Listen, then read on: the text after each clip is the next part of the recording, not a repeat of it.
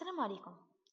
Aujourd'hui, on va vous présenter un thème très important dans notre spécialité de dentisterie qui s'intitule l'asepsie et la stérilisation au cabinet dentaire.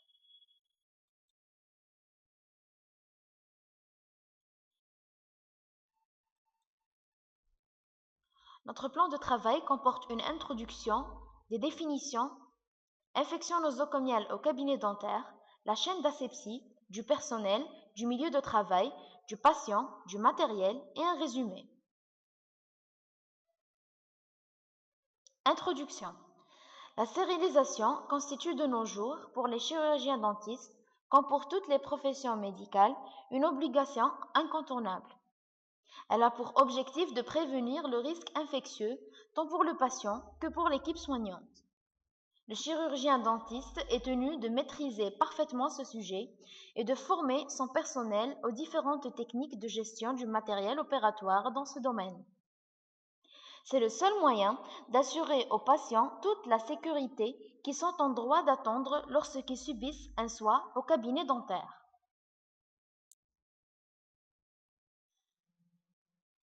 Définition. Commençons par la stérilisation. C'est une technique destinée à détruire tout germe microbien.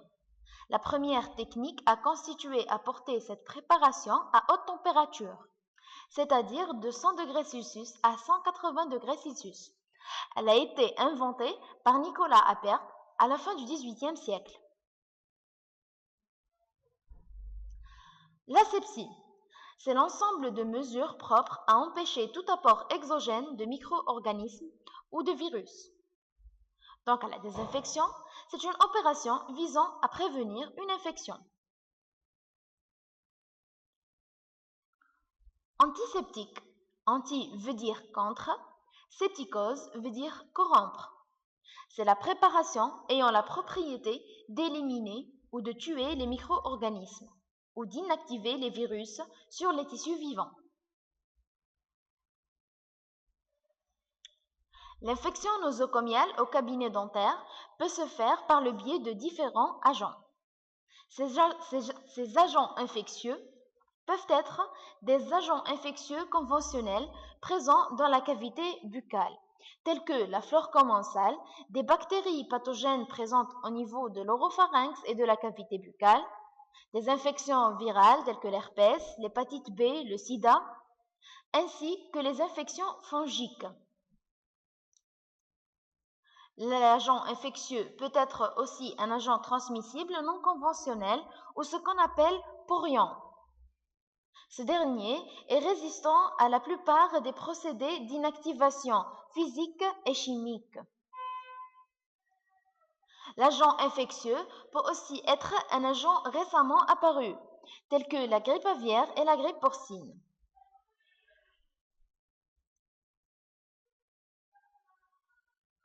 La contamination croisée. La transmission des agents infectieux au cabinet dentaire peut se faire, premièrement, de patient à patient, de façon directe, en salle d'attente par exemple, ou indirecte par le biais des instruments ou les mains souillées. Deuxièmement, de patient à l'équipe médicale, si cette dernière ne se protège pas, notamment contre les risques d'exposition au sang ou autres.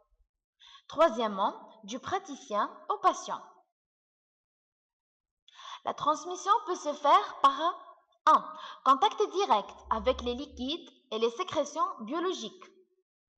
Contact indirect par intermédiaire de mains souillées ou d'instruments souillés. 3.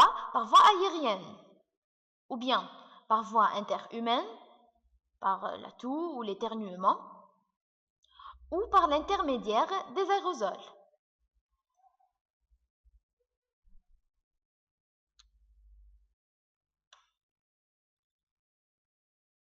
La chaîne d'asepsie. Afin de prévenir les risques de transmission croisée, des infections et dans la mesure où le statut infectieux du patient est le plus souvent inconnu du praticien, il est indispensable de respecter les mesures d'hygiène de base dites universelles. Toute la chaîne de stérilisation est soumise à un certain niveau d'exigence qui est fixé par des normes telles que la norme ISO. Les mesures universelles. On va commencer par l'équipe opératoire. 1. La tenue professionnelle. Comme l'image l'illustre, la tenue professionnelle doit comporter un pantalon et une blouse à manches courtes. L'avant-bras doivent être nus.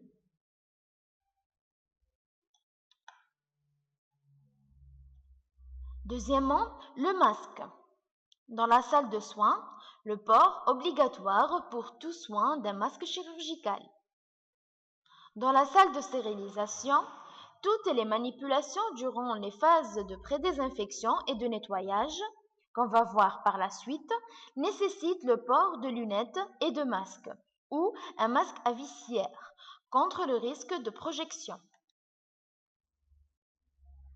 On a deux types de protection, soit par un appareil de protection respiratoire, soit par les masques chirurgicaux. L'appareil de protection respiratoire, filtrant contre les particules, protège son protecteur contre l'inhalation d'agents infectieux à transmission aérienne ou à transmission par voie de gouttelettes. Tandis que le masque chirurgical protège celui qui le porte contre les agents infectieux transmissibles par voie de gouttelettes. Il ne protège pas contre les agents infectieux transmissibles par voie aérienne. Les masques chirurgicaux à élastique ou à linière de type IR, selon la norme NFEN 14683, présentant une couche imperméable et une efficacité de filtration bactérienne supérieure à 98 degrés.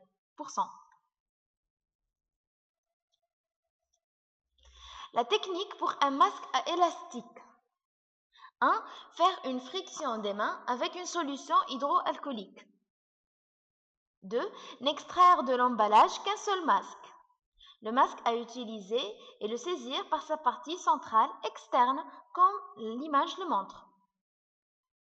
On doit respecter le sens de pose. Passer les anses autour des oreilles. Ouvrir et ajuster les soufflets de manière à recouvrir le nez et le menton. Ajuster la barrette rigide de façon à ce qu'elle épouse les contours du nez et des pommettes. Se désinfecter les mains après avoir mis le masque. Voici un masque chirurgical à lanière. Les mêmes étapes sont mises en œuvre en maintenant les liens supérieurs au-dessus des oreilles et les liens inférieurs au niveau de la nuque. Il ne faut surtout pas croiser les liens des masques à lanière. Et le masque doit couvrir le sommet de la crête nasale jusqu'à sous le menton, comme l'image le montre. Les lunettes. Le port de lunettes fait partie des précautions standards lors des soins de nombreuses gouttelettes et projections qui peuvent atteindre les yeux du personnel soignant. Les lunettes les en protègent. Lors de la réalisation de certains soins, des matériaux durs peuvent être projetés. Il est alors nécessaire de se protéger les yeux.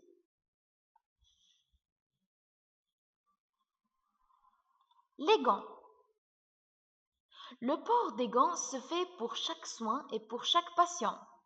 Utilisez des gants stériles pour les gestes aseptiques, tels que les interventions invasives. Le port de gants ne se substitue pas à la pratique de l'hygiène des mains, lavage au savon, aux frictions hydroalcooliques.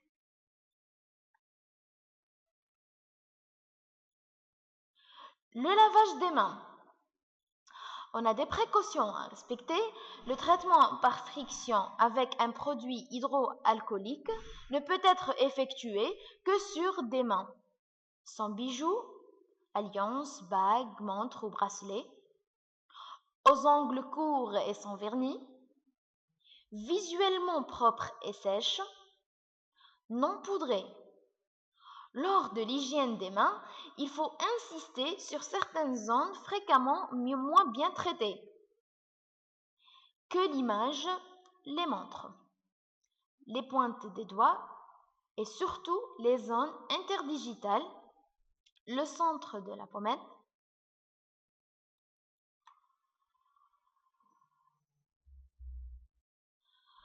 voici une vidéo qui montre la technique de lavage des mains.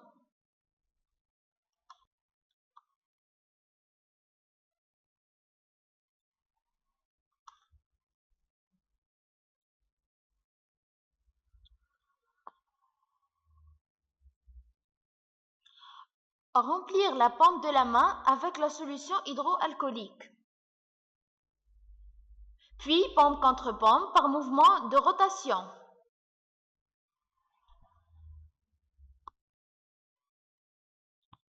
Paume de la main droite sur le dos de la main gauche.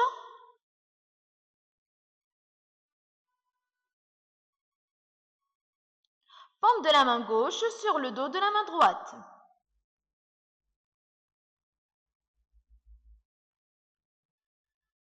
Dos des doigts contre la paume opposée avec les doigts emboîtés.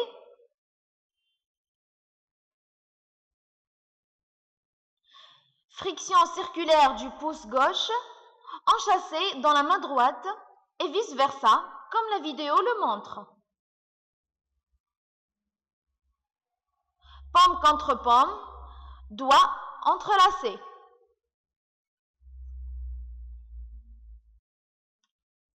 Friction en rotation, en mouvement de va-et-vient, et les doigts joignent la main droite dans la main gauche et vice-versa.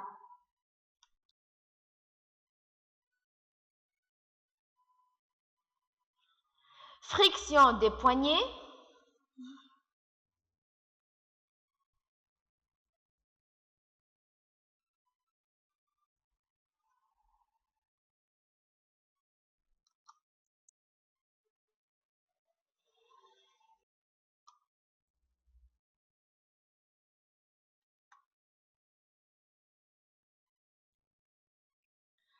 Après avoir lavé les mains, maintenant on passe à la technique de port des gants stériles.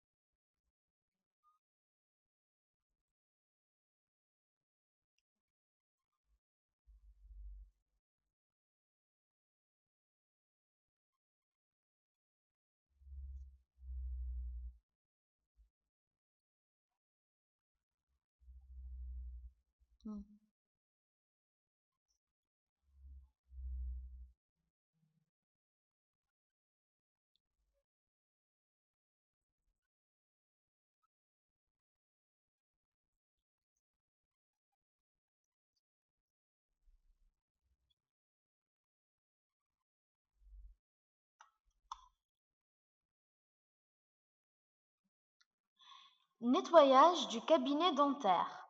On décrit 3 zones au niveau du poste de travail, plus la zone opératoire.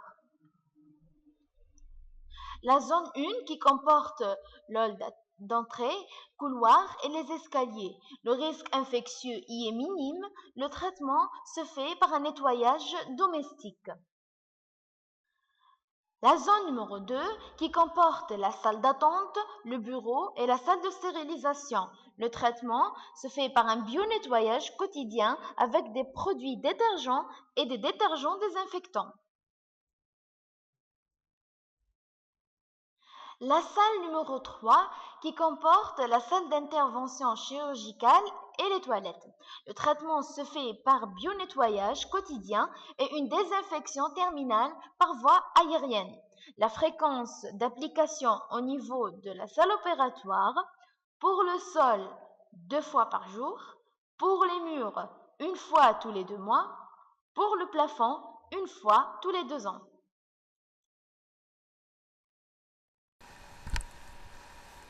Deuxièmement, le patient.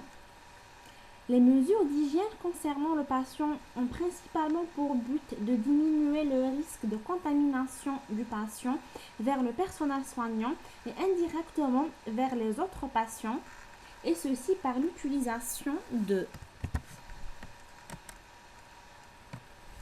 premièrement, l'aspiration chirurgicale. C'est le principal moyen de prévention de l'aérocontamination. Elle aspire les liquides buccaux et prévient en grande partie la diffusion des aérosols et débris chargés d'agents infectieux. Deuxièmement, le champ opératoire. Il assure la protection du site opératoire de toute contamination microbienne provenant de l'environnement immédiat de la cavité buccale. Le patient sera protégé par une large bavette à usage unique, imperméable et protégeant ses vêtements. En cas de chirurgie, il est obligatoire de mettre en place un champ stérile sur la poitrine et le visage. L'utilisation d'une digue est conseillée, sauf en cas de traitement endodontique où elle est obligatoire. Troisièmement, l'antisepsie buccale et péribuccale.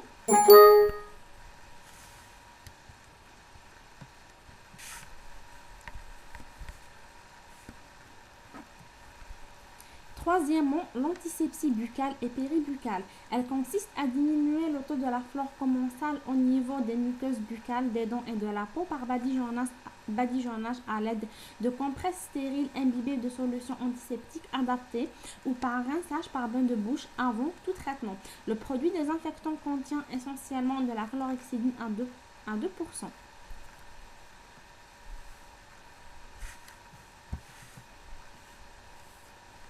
Troisièmement, le matériel.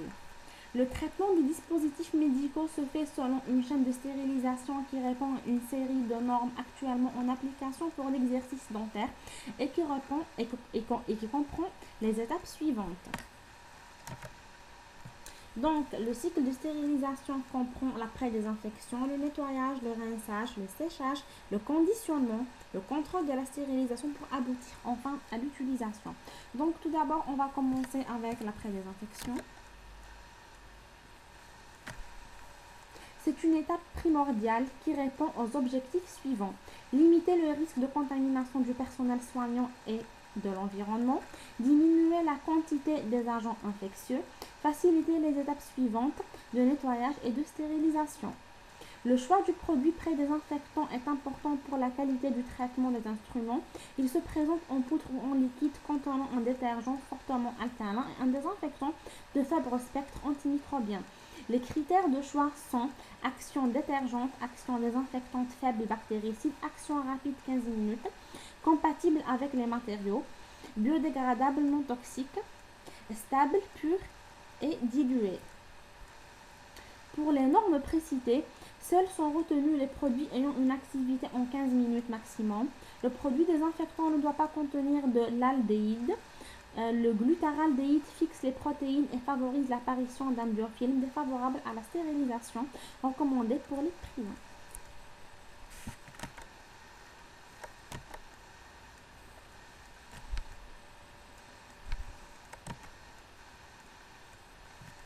Après la désinfection, on passe au nettoyage. La stérilisation n'est valable que si elle est précédée d'un nettoyage efficace et rigoureux, car on ne stérilise bien que ce qui est propre. Donc, on a 3 types de nettoyage: le manuel, l'ultrasonique et l'automatique. Je commence avec le manuel. Il doit être réservé au matériel ne supportant pas un nettoyage aux ultrasons ou automatique, car il présente un risque augmenté de contamination du personnel et de l'air. Le nettoyage se fait avec une solution détergente ou désinfectante et une brosse souple et non métallique. Le personnel doit être protégé par des gants de ménage, lunettes et un masque. Il faut penser à nettoyer, désinfecter ou stériliser les brosses, proscrire les éponges. Deuxièmement, l'ultrasonique. C'est un lavage semi-automatique.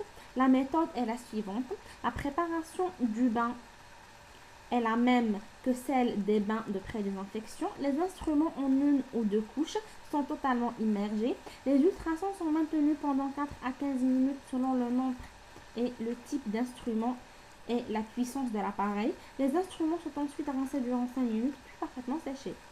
Le bain est renouvelé quotidiennement ou à chaque fois qu'il est sale. On passe maintenant au nettoyage automatique.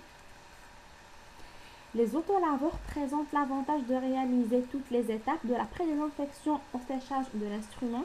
Les étapes de ce nettoyage sont une phase de pré-nettoyage, une phase de lavage à chaud avec un produit détergent, une phase de rinçage, une phase de séchage.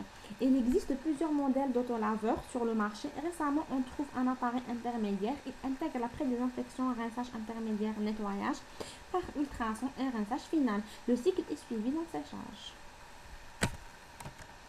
Maintenant, on passe au rinçage des instruments.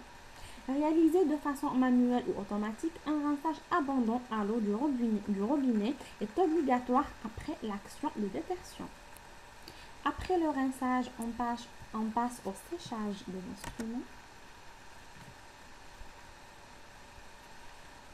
Le matériel à stériliser doit préalablement être soumis à un séchage soigneux à l'aide de serviettes en papier à usage unique ou d'une machine à sécher ou encore par l'air comprimé.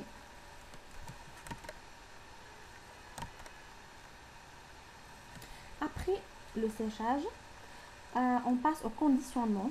Il garantit la protection du matériel propre avant la stérilisation et le maintien de l'état stérile du dispositif médical dans le temps. Il assure la maîtrise de la chaîne d'asepsie. Il doit, comme toute étape de la chaîne de stérilisation, répondre aux exigences des normes actuelles en application pour l'exercice dentaire. Il existe plusieurs types de conditionnement, ceux utilisant des emballages rigides ou conteneurs, les sachets en papier, les sachets ayant une face papier et une autre plastique, et les cassettes. Les emballages thermoscellés sont les plus répandus. La fermeture se fait à chaud à l'aide d'une soudeuse. Le conditionnement doit comporter la date de stérilisation, le numéro de la charge, la date et la date de péremption. Maintenant, on passe à la stérilisation. C'est l'opération permettant d'éliminer ou de tuer les micro-organismes portés par des milieux inertes contaminés. Le résultat de cette opération étant l'état de stérilité. Bien que l'état stérile, c'est-à-dire zéro germe, soit l'objectif à atteindre, la stérilisation n'est qu'une probabilité, d'où la complexité et la responsabilité du praticien. Il existe différents procédés de stérilisation définis par les normes françaises, européennes et internationales. La vapeur d'eau saturée reste le seul procédé de référence. Le stérilisateur actuel de référence est un autoclave de classe B qui présente la garantie d'une stérilisation sûre pour tout type de charge. Un cycle de stérilisation comporte le préchauffage durant 10 minutes, le plateau de stérilisation 134 degrés Celsius 18 minutes pour un cycle priant, le séchage. Le contrôle de stérilisation ne se réalise qu'à posteriori à la fin du cycle.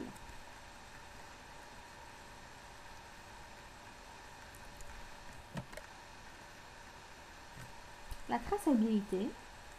La maîtrise de la chaîne d'asepsie exige un contrôle rigoureux et permanent de la part du personnel soignant, praticien ou l'assistante.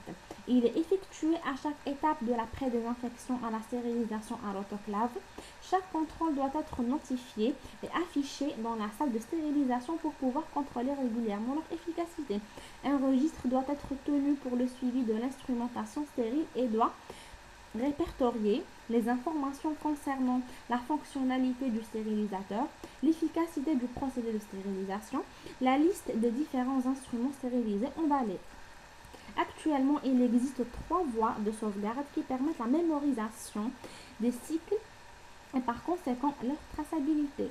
L'utilisation d'imprimantes directement connectées au stérilisateur, ou bien l'utilisation de connexions directes entre ordinateur et stérilisateur, ou encore l'utilisation d'une carte mémoire qui s'insère dans un boîtier lié au stérilisateur. On passe maintenant à la conduite à tenir devant un accident exposant au sang.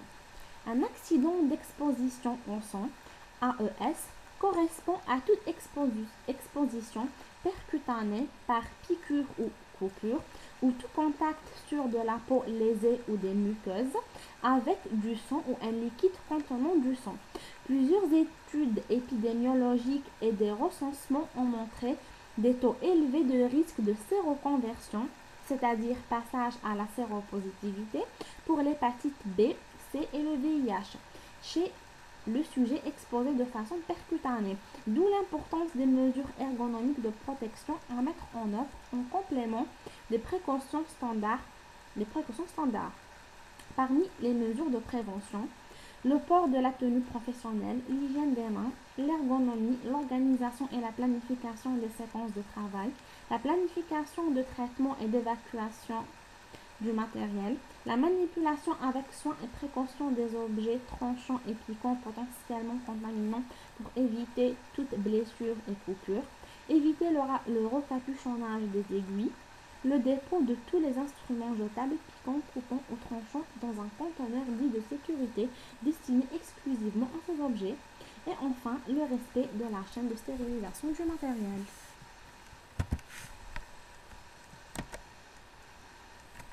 On passe maintenant à la gestion des déchets. Tout d'abord, on commence par définir certains acronymes. On commence avec les OPCT, objets piquants, coupants, tranchants. Veut dire que ce sont des matériels et matériaux piquants ou coupants destinés à l'abandon, qu'ils aient été ou non en contact avec un produit biologique. Les DASRI, déchets d'activité de soins à risque infectieux, ce sont tous déchets potentiellement souillés par du sang ou non liquide biologique. Les DRCT, déchets d'activité de soins à risque chimique et toxique, c'est comme les déchets mercuriels, exemple les capsules préposées d'amalgame, résidus des préfiltres à amalgame. Les DAOM, déchets assimilables aux ordures ménagères, exemple les emballages et les essuie-mains. Donc, le traitement des déchets fait partie des précautions standards. La nature des déchets conditionne leur filière d'élimination ou de valorisation. Le tri doit être effectué au plus proche de la production. Le matériel et produits nécessaires. On a besoin d'une boîte à OPCT conforme à la norme NFX 30500, boîte en plastique avec couvercle, sac plastique destiné aux dasseries ou une caisse en carton avec sac en plastique. Conteneur pour déchets mercuriels conforme à la norme NFX 30502 et également une poubelle pour les déchets ménagers. En ce qui concerne la mise en œuvre, il faut trier les déchets dès leur production. Pour cela, on a besoin de collecteurs à portée de main, 50 cm, pour une élimination immédiate des OPCT. Les matériels protégés mis en sécurité peuvent autoriser une dépose transitoire.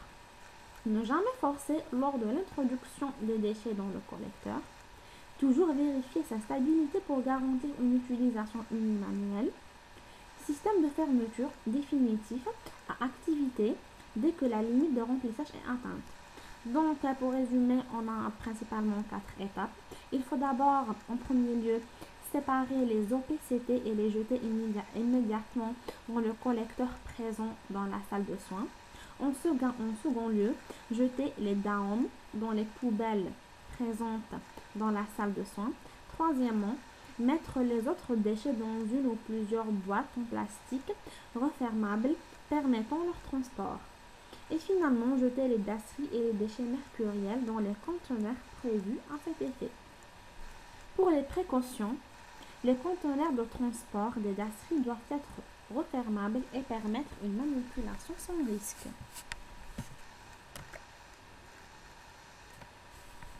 En résumé, le risque de contamination nosocomiale au centre de santé comme au cabinet dentaire reste notablement élevé.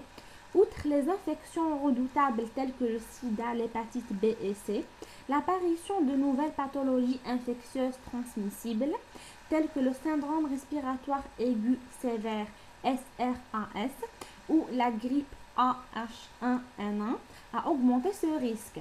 Le protocole d'hygiène et d'asepsie doit être une démarche systématique que tout chirurgien dentiste doit appliquer quotidiennement.